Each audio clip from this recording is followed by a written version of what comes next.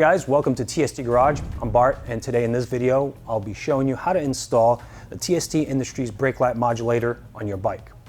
Now, a brake light modulator, sometimes called a strobe, sometimes called a brake light flasher, what it does is basically enables you to install some electronics on your bike so that when you press your brakes, the brake light flashes in some kind of pattern and alerts the drivers behind you that you will be stopping.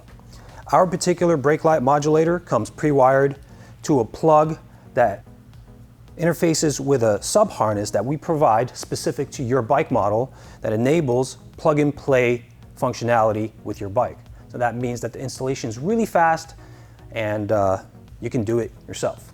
Now, the electronics inside, we do have the ability for you to program this unit to 3 different functions and then subsequently adjust the rate of the effect to your liking.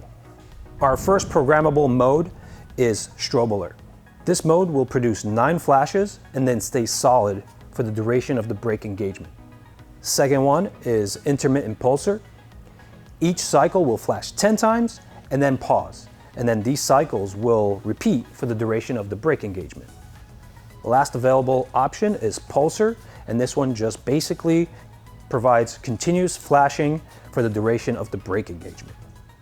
Now we'll show you how to install this. It's really simple, and then after the installation chunk, I will show you in detail how to get inside here, how to program the different modes, and how to alter the rate of those different modes.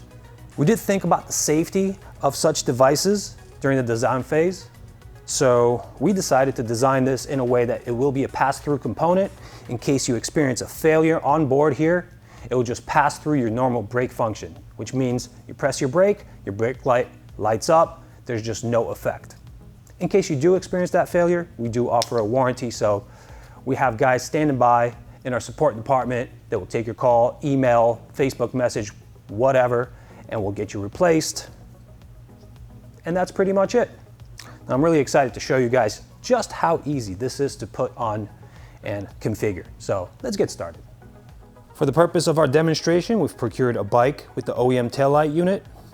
If you've already outfitted your bike with one of our TST Industries integrated taillights that are programmable, installing a modulator will be redundant, so you really don't need to go that route. These taillights do have signals integrated into the capsule, and they also have a number of different programming options that are available to you through the press of this button, similar to our modulator having that button and the ability to tune all those effects to your liking. So if you have one of these, don't worry about getting one of these and installing it. If you don't, check it out on our website, tstindustries.com. All right, first step in the installation will be to remove the passenger seat.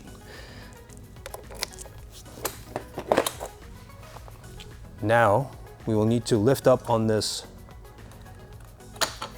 little panel here, and it just comes out, put it to the side, and we'll identify the main taillight wiring here with this white plug. It's a 3-conductor plug. It has blue, yellow, and black wires in it. We'll just need to free it from its captive geometry here, and we will need to disengage it. It has a little lock here. I like to use a small flathead screwdriver to disengage this lock. Just press down on it and the plug comes out.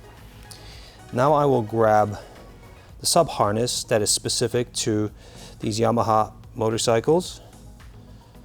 I will feed it in series with this connection. It's very straightforward. It has matching plugs. Just make sure that you get a click that indicates to you that the engagement has been done. All right. Now, I will plug in my modulator into the 4-conductor modulator plug. Again, get a click of engagement and you're good to go. And now the remaining steps will be just distributing the bulk of the wire. So you can push on the upstream wiring towards the front of the motorcycle to get some of the bulk out of here.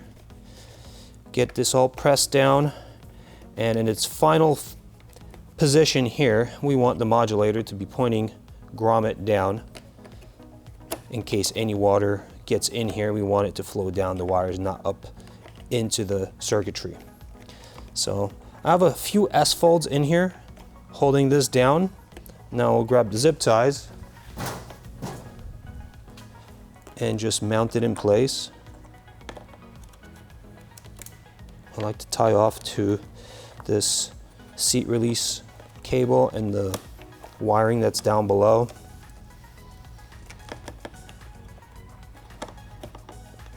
And we have this nifty handy channel here that's been designed into the housing of this modulator that enables you to get a strap around it and get it fixed in place where you want it, and therefore it won't move out of position. Quick note here, if you want to program this thing, it is easier to do it before you zip it down. So once you get through this entire video and you see how to program it, I would say pause here before you do that and get your programming done, and then resume with these steps I'm showing you now. And I think having 2 zip ties here is a little much, but I do like my components to be secure and all the wiring tucked away, so I'm going to do that. All right, cut off the excess. We'll replace this panel, making sure that it's not making contact or not putting a lot of pressure on this unit.